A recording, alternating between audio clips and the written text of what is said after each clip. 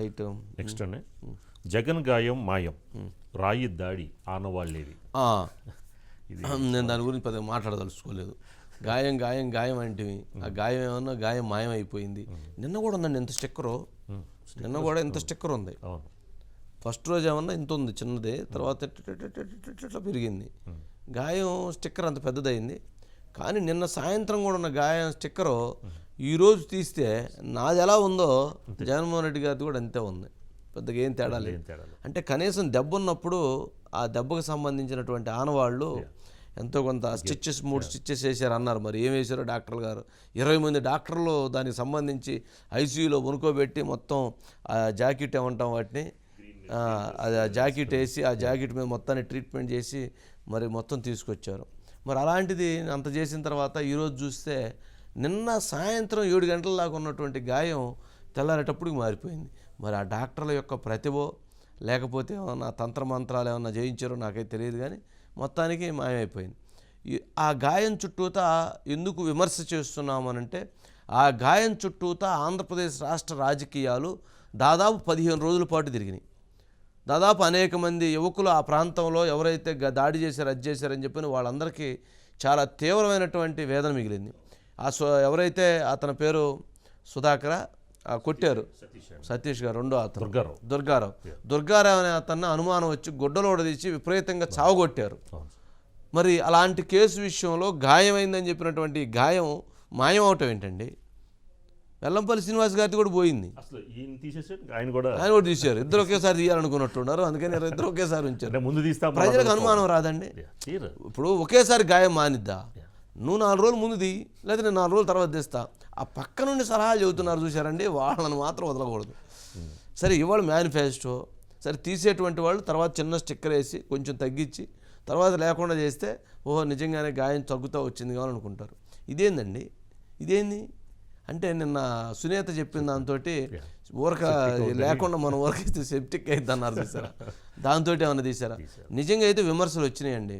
జగన్మోహన్ రెడ్డి గారు ఎన్నన్నా చెప్పనండి, ముఖ్యమంత్రి గారు వారు చెప్పిన దాంట్లో మాత్రం విమర్శలు వచ్చినాయి. విమర్శలు రావటానికి కారణం అది ఆ జరిగినటువంటి చిన్న గాయం దెబ్బ, అది రాయి దెబ్బ తప్పు, ఎవరిని చేస్తుంటే దాన్ని ఖచ్చితంగా శిక్షించాల్సిందే. కానీ దాని విషయంలో జరిగినటువంటి మాటలు గన్ను పెట్టి కాల్చబోయారు, ఎయిర్ గన్ను తెచ్చారు, ఇజ్రాయెల్ నుంచి ఇరాక్ నుంచి ఎక్విప్మెంట్ తెప్పించారు, హత్యా ప్రయత్నం చెప్పారు, మర్డర్ చేయబోయారు. వాళ్ళకి ఎవరో క్వార్టర్ ముందు ఇచ్చి ఆ పిచ్చి ముందు దాగి వాళ్ళు ఎవరికో డబ్బులు లేదని చెప్పని ఎవడో రాయేస్తే ఆ రాయేసిన దాన్ని తీసుకొని ఇలా తిప్పి వాడు రాయటం కూడా ఆ కుర్రవాడు, మరి అతనే కుర్రాడు వేస్తే అదేదో వెరైటీగా క్యాలెండర్ మనం క్యాలం బోర్డులో కనుక స్ట్రైకర్ తోటి కొడితే రెడ్ వైట్ 2 పడుతుంటాయి. ఒక దాంతో కొడితే ఇంకోటి పడి దట్టముట్టాడు. మరి రెండింటికి ఇద్దరికి, మంత్రి గారికి సీఎం గారికి ముందు అనుకుంటే తర్వాత వెల్లంపల్లి గారు. సరే అదే ఆ గాయం ఏందో అది అట్లా జరిగిందా లేకపోతే ఏం జరిగిందా, మరి అసలు ఆ వచ్చిన స్టోన్ ఎక్కడ పడిందో తెలియదు, అది ఎక్కడ కనపడిందో కనపడలేదు. సరే చివరికి అసలు ఆ దండ వేసిన ఉక్కు అప్పుడు గీసుకున్న దానికి సంబంధించిన దాన్ని అలా తీసుకొచ్చి ఎలా తీసుకొచ్చారా ఏంటి అనేటువంటి దాంట్లో ఇప్పటికీ సరైనటువంటి స్పష్టత లేదు. సరే ఆ కేసులో చూసాం కదా, సిపి కూడా ట్రాన్స్ఫర్ అయిపోయారు, ఆయన కూడా బదిలీ చేసింది ఈసీ. సరే ఈ మొత్తంగా గాయం మాయం అవటం కావచ్చు. చివరికి ప్రజలు ఏమంటున్నారంటే ఇదంతా ఉత్తుత్తే అని అంటున్నారు. ఉత్తుత్తేనా ఉత్తుత్తి అంటున్నారు. ఇది ఉత్తుత్తి వారం అంటే నిజం కాదు, ఉత్తుత్తి వారం అంటే దెబ్బ ఉత్తుత్తి వారం గాయం అనే దాని మీద కామెంట్స్ కింద నడుపుతూ ఉన్నారు. మరి అలాంటి ఇది మొత్తానికి జరిగినట్టుంది. కానీ దీని మీద ప్రజలు మాత్రం చాలా ముఖ్యమంత్రి గారి మీద ఉన్నటువంటి ఒక గౌరవభావం తగ్గించుకున్నారు. దీని మీద ఇన్ని రోజులు అలా నడపకుండా ఉండాల్సిందే. సరే 2వ రోజు 3వ రోజు చిన్నపాటి గాయం ఉన్నప్పుడే తీసుకున్నట్లయితే సరిపోయేది. అంతా అయిపోయిన తర్వాత సింపతి గెయిన్ చేయాలనుకోవటం మామూలుగా ఆయనకి దెబ్బ తగిలిందంటే ఎవరైనా బాధపడతారు, ఎవరైనా దాని మీద ఖండిస్తారు, దాని మీద నో ఇష్యూ. అంటే ప్రజల్లో తిరిగినంతసేపు దాన్ని అది అలా కనపడాలి అని చెప్పని ఎస్టాబ్లిష్ చేసేటువంటి ప్రయత్నం చేశారనే దాని మీద మాత్రం బాగా విమర్శలు వస్తున్నాయి. దాని మీద లోకేష్ కూడా ట్వీట్ చేశాడు, చంద్రబాబు నాయుడు గారు మాట్లాడారు. చంద్రబాబు నాయుడు గారితో మాట్లాడినట్టున్నారు, ఒకసారి బయట ప్లీజ్. నిద్ర రావడం లేదు, ఈ రోజు మీటింగ్ లో కూడా చూసుంటారు. మనిషిలో ముందు అనుకున్నాడు గులకరాయి పెట్టి డ్రామా ఆడి ఎన్నికలయ్యే వరకు బ్యాండేజ్ తిరిగిదాం అనుకున్నాడు. ఇప్పుడు అందరూ బ్యాండేజ్ పెట్టుకునే పరిస్థితికి వచ్చారు. ఆ దెబ్బతో బ్యాండేజ్ తీసేశాడు. డ్రామా బయటపడిపోయింది. గాయం కనపడింది తమ్ముళ్ళు మీకు. బాబాయిని గొడ్డలతో లేపేస్తారు. నారాసుర రక్త చరిత్ర అంటారు. గులకరాయి డ్రామా ఆడతారు. నేనే గులకరాయితో కనపడిని గులకరాయితో హత్యా ప్రయత్నం చేశానంటారు. మూడోది కోడి కత్తితో డ్రామా ఆడతారు. నేనే ఆ కోడి కత్తి తీసి గుచ్చానంటారు. నాయుడు గారు మాత్రం చాలా క్లియర్గా ఆయన దొరికిన పాయింట్స్ మరి అది అంతే కదా. వైఎస్ వివేక కేసులో నారాసుర రక్త చరిత్ర అని రాశారు కదా. గులకరాయి దాడి చంద్రబాబు నాయుడు గారు చేయించారు. నేను గులకరాయి అనలే, రాయితోటి చంద్రబాబు నాయుడు గారు దాడి చేయించారు అన్నారు. కరెంటు తీయించారు అన్నారు కదా. మరి ఎన్ని విమర్శలు అలాంటివి చేసినప్పుడు వైసీపీ దానికి బాధ్యత తీసుకోవాల్సిందే. మరి నిజంగా గాయం తగిలితే ఆ రోజు ఉంది చిన్న గాయం అయితే, బట్ ఏదైనా ఆ చిన్న గాయానికి 2-3 రోజులకు 4 రోజులకు 5 రోజులకు పోతుంది. 15 రోజుల పాటు ఆ స్టిక్కర్ వేసి ఉండటం ఏంటండి? ఏదైనా కొద్దిగా ఆలోచించొద్దు. ఎటువంటి నెగిటివ్నెస్ వచ్చింది ప్రజల్లో అని, ప్రజలు ఎలా దాన్ని చూస్తారనేటువంటిది అర్థం చేసుకోవద్దు. అంటే జనాన్ని మరీ అంత అమాయకులు చేయాలనుకుంటే ఎట్లా? అది కరెక్ట్ కాదు. మధు అన్నారు సార్. మధు ఏంది గాయం మీద నీ ఇన్వెస్టిగేషన్ ఏంది? కొన్ని మనము కళ్ళారా చూసినప్పుడు నమ్మబుద్ధి కాదు. అంటే ఇది నమ్మాలా వద్దా అనేటటువంటి డౌట్ ఉంటుంది. పాట పాడతావే కానీ కొన్ని నమ్మాలి సార్, అంతే. ఇంకా అందులో ఎటువంటి డౌట్ లేదు. అంటే ఇంకా నమ్మలేము, నమ్మసక్యం కాకపోయినప్పటికీ కూడా నమ్మాల్సిందే. కొన్ని మెడికల్ మిరాకిల్స్ ఉంటాయి సార్.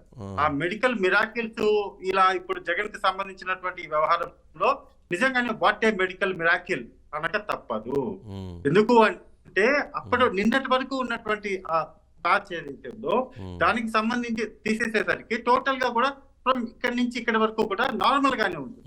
ఎక్కడైనా ఒక గాయం అయితే, తలకు కానీ చేతికి కానీ మొక్కలకు కానీ గాయం అయితే డెఫినెట్ గా ఆ గాయానికి సంబంధించినటువంటి అక్కడ ఒక మార్క్ అయితే ఖచ్చితంగా కనబడుతుంది సార్. అందులో ఎటువంటి డౌట్ లేదు. ఎంత పెద్ద డాక్టర్ దానికి ఆపరేషన్ చేసినా ఏం చేసినా సరే కనబడుతుంది. అయితే ఆ మెడిసిన్ ఏం మెడిసిన్ అంటే షర్మిల మాటల తూటాల నుంచి వచ్చినటువంటి ఇంజెక్షన్ రూపంలో ఉన్నటువంటి ఇంజెక్షనా, లేకపోతే సునీత పెట్టినటువంటి ప్రెస్ మీట్ ఏదైతే ఉందో ఆ ప్రెస్ మీట్ లో వదిలినటువంటి మాటల మందుల అనేది ఇప్పుడు తెలియాల్సి ఉంది సార్. సో మొత్తానికి అయితే మాత్రము ఈరోజు మొత్తం మీడియాకి సంబంధించి ఆయన మాట్లాడినటువంటి ప్రెజెంటేషన్ ఏదైతే ఉందో ఆ ప్రెజెంటేషన్ లో ఎక్కడా కూడా గాయం తగిలింది, జగన్మోహన్ రెడ్డికి రాయి విసిరితే 3 కుట్లు పడ్డాయి, ఆ 3 కుట్లు పడిన తర్వాత ఆయన అక్కడ ఒక ప్యాచ్ చేసుకున్నాడు, మెడిసిన్ తీసుకున్నాడు, 2 రోజుల పాటు ట్రీట్మెంట్ కూడా జరిగింది అనే విధంగా ఎక్కడా కూడా కనిపించలేదు. మరి గాయం నిజమేనా? గాయం ఎలా అయ్యింది? గాయం మాయం అయిపోవడానికి రీజన్స్ ఏంటి అనేది కూడా, ఎందుకంటే ఎన్నికల్లో అంటే గాయము తగిలిన మాట వాస్తవం. ఎందుకంటే ఆ రోజు చిన్న గాయం అయితే అయింది, అది చిన్న గీతలా కనిపించింది. కాకపోతే దాని మీద వేసినటువంటి స్టిక్కర్ ఏదైతే ఉందో ఆ సైజు రోజు రోజుకు పెరుగుతూ పెద్దదయింది. దాని మీద ఒక 20 మంది డాక్టర్లు పెద్ద ఆపరేషన్ చేశారు. ఓటీ థియేటర్లో పనుకోబెట్టి వాళ్ళకు సెల్ఫీ దిగి వాళ్ళ గ్రూప్ ఫోటో దిగి దాని మీద ఏది ఒక మనం గనక ఒక పెద్ద ఆపరేషన్స్ ఏదైనా గ్రాండ్ సెక్స్ అయితే ఏది గుండెలు తీసి గుండెలు పెడితేనో, లేకపోతే ఇట్లాంటి ఆపరేషన్ జరిగిన తర్వాత పెద్ద ఆపరేషన్ మిరాకిల్ ఆపరేషన్ జరిగిన తర్వాత 20 మంది డాక్టర్ల బృందం నుంచొని ఆ మధ్యలో మనిషిని కూర్చోబెట్టుకుని ఫోటో తీస్తారనమాట. ఎస్ మేము పెద్ద గ్రాండ్ సక్సెస్ ఇది చేయగలిగాము, ఆపరేషన్స్ చేయగలిగాము అని చెప్పని. అలాంటిది నేను జగన్మోహన్ రెడ్డి గారిని కూర్చోబెట్టుకుని పెద్ద దాని మీద ఫోటో దిగి బయటకు వదిలేరు. కనీసం దాని నుంచి బయటకు వచ్చిన తర్వాత కాస్త అవన్నీ తీసిన తర్వాత దిగాల్సింది ఫోటో. అలా కాకుండా దిగారు. దిగిన తర్వాత ఆ సైజు ఏమైనా రోజు పెరిగింది. వెల్లంపల్లి శ్రీనివాస్ గారిది కూడా రోజుకు పెరిగింది.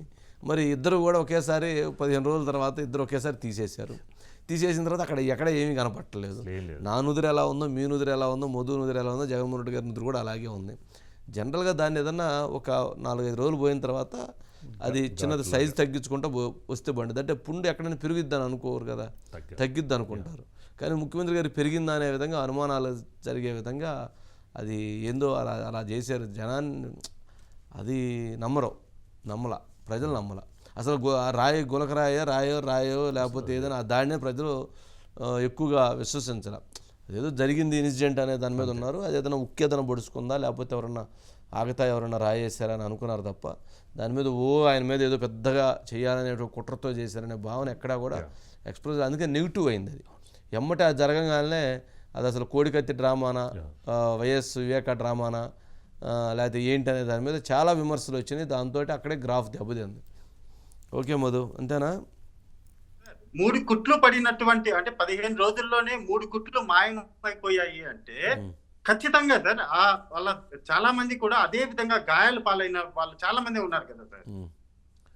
ఈ మెడిసిన్ కూడా వాళ్ళకు కూడా అదే మెడిసిన్ ఇచ్చేస్తే చాలా మంది గవర్నమెంట్ హాస్పిటల్ అంటే ఆ కుట్లు ముఖ్యమంత్రి గారికి పోయి ఎవరికైనా వేసేదని చూడు మరి, లేకపోతే అదే సార్. అంటే అంత ఫాస్ట్ గా మాయం అయిపోవడం అనేది చాలా సార్ అరుదు సార్. అది వండర్ అంటే వండర్ అది. సో చాలా మంది కూడా యాక్సిడెంట్లు అయ్యి ఇప్పటికీ హాస్పిటల్స్ లో గవర్నమెంట్ హాస్పిటల్స్ ఏదైతే ఉందో, ఏదైతే జగన్ గవర్నమెంట్ చెప్తుంది పేదల ప్రభుత్వం అని, అదే గవర్నమెంట్ హాస్పిటల్ చాలా మంది కూడా ఇంకా గాయాలు మానక ఇబ్బంది పడుతున్నారు కదా. మరి ఇదే ట్రీట్మెంట్ వాళ్ళు కూడా మనకంటే దీని మీద ప్రజలకు చాలా క్లారిటీ ఉందిలే మధు. కానీ చూద్దాం మరి, చాలా స్పష్టత వచ్చింది ప్రజలకి. చాలా ఇదేంట్రా బాబు, ఇదేంది ఒక్కసారికి గాయమైంది, ఇదేంటి అసలు ఏదో ఉందనుకున్నారు పాపం. బూమ్రాంగ్ అయిపోయింది అసలు. బూమ్రాంగ్ అయింది. సరే, ఓకే, రైట్.